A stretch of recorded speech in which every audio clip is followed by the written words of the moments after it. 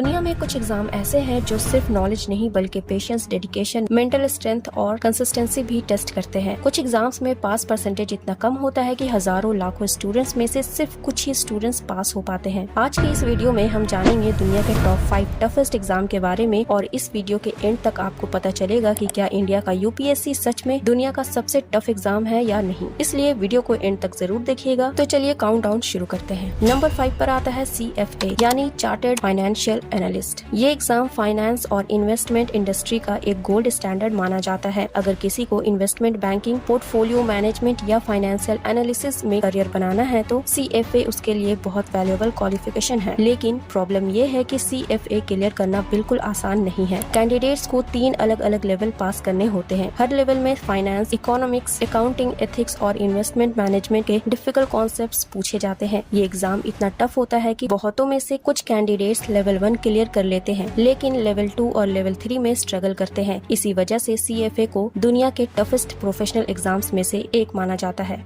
Number 4 पर है China का famous gaokao examination. Gaokao China का इकलौता नेशनल कॉलेज एंट्रेंस एग्जाम है। हर साल मिलियंस ऑफ स्टूडेंट्स इस एग्जाम में अपियर होते हैं। चाइना में गाओकाओ की इम्पोर्टेंस इतनी ज्यादा है कि कई लोग इसे लाइफ चेंजिंग एग्जाम मानते हैं क्योंकि उनकी यूनिवर्सिटी, करियर और पूरे लाइफ का फ्यूचर इसी एक एग्जाम पर टिका है। इंडिया के JEE या नीट की तरह यहाँ कोई बैकअप पोर्टफोलियोज या एक्स्ट्रा करिकुलर एक्टिविटीज काम नहीं आती। बस एक सिंगल एग्जाम स्कोर आपका फ्यूचर तय करता है। यही स्कोर डिसाइड करता है कि स्टूडेंट देश के टॉप 100 एलाइड कॉलेजेस में जाएगा, किसी लोकल कॉलेज में जाएगा या फिर फेल होकर कॉलेज एजुकेशन से ही बाहर हो जाएगा। इसी एक एग्जाम से आपका करियर और पैसा डायरेक्ट डिसाइड होता है। स्टूडेंट इस एग्जाम की प्रिपरेशन कई साल पहले से शुरू कर देते हैं। इसी एग्जाम को चाइना का सबसे फेयर सिस्टम माना जाता है क्योंकि यहाँ पैसा, सिफारिश या फैमिली बैकग्राउंड काम नहीं आता। गाँव या छोटे शहरों के गरीब बच्चों के लिए ये एग्जाम उनकी सदियों की गरीबी को मिटाकर एक बड़ी सिटी में सेट होने का अकेला और सबसे बड़ा चांस होता है। इस एग्जाम के दिनों में पूरा चाइना रुक जाता है। एग्जाम सेंटर्स के पास कंस्ट्रक्शंस बैन कर दिए जाते हैं, फ्लाइट्स के रूट्स बदल दिए जाते हैं ताकि शोर ना हो। सिटीज में स्पेशल ट्रैफिक अरेंजमेंट किए जाते हैं और जरूरत पड़ने पर पुलिस खुद स्टूडेंट्स को एग्जाम सेंटर छोड़ने जाती है। ये बताता है कि गाओकाओ चाइना के लिए कितना इम्पोर्टेंट है।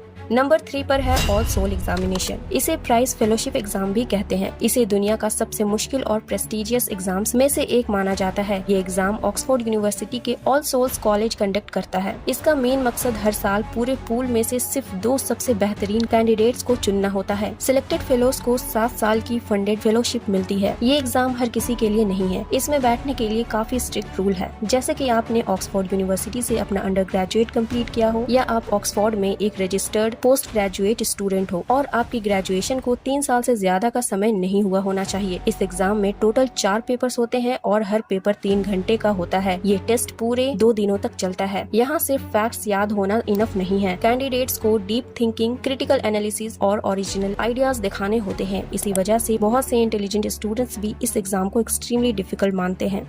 नंबर 2 पर है IIT JEE एडवांस।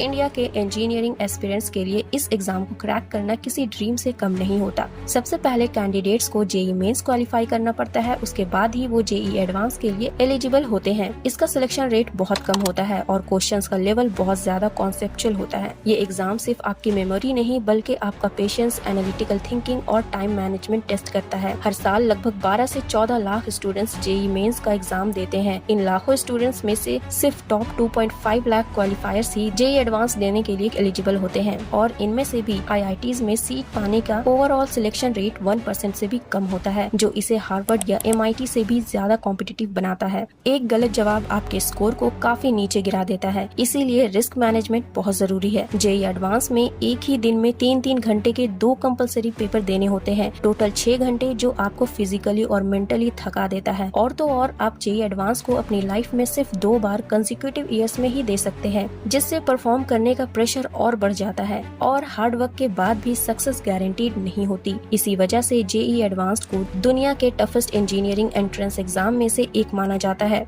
और अब बारी है उस एग्जाम की जिसका नाम सुनते ही डेडिकेशन और हार्ड वर्क याद आ जाता है। तो नंबर 1 पर है यूपीएससी सिविल सर्विस एग्जामिनेशन। ये एग्जाम IAS, IPS, IFS और कई प्रेस्टिजियस गवर्नमेंट सर्विस के ऑफिसर सिलेक्ट करता है। यूपीएससी की प्रिपरेशन को मैराथन कहा जाता है, स्प्रिंट नहीं। कैंडिडेट्स को 1 या 2 सब्जेक्ट नहीं बल्कि पूरे इंडिया और दुनिया से रिलेटेड टॉपिक्स प्रिपेयर करने पड़ते हैं। History, geography, economics, polity, science, environment, current affair, ethics और भी बहुत कुछ। यूपीएससी एग्जाम के 3 स्टेजेस होते हैं, प्रीलिम्स, मेंस और फिर आता है इंटरव्यू। मेंस में डिस्क्रिप्टिव आंसर्स लिखने पड़ते हैं जहां सिर्फ नॉलेज नहीं बल्कि प्रेजेंटेशन और एनालिटिकल एबिलिटी भी इम्पोर्टेंट होती है। इंटरव्यू स्टेज में कैंडिडेट्स की पर्सनैलिटी, डिसीजन मेकिंग एबिलिटी और कम्युनिकेशन स्किल्स इवेल्युएट किए जाते हैं। कई सक्सेसफुल कैंडिडेट्स को एग्जाम क्लियर करने में 2 से 5 साल तक लग जाते हैं। इसी वजह से यूपीएससी को दुनिया के टफेस्ट कॉम्पिटिटिव एग्जामिनेशन में से एक माना जाता है।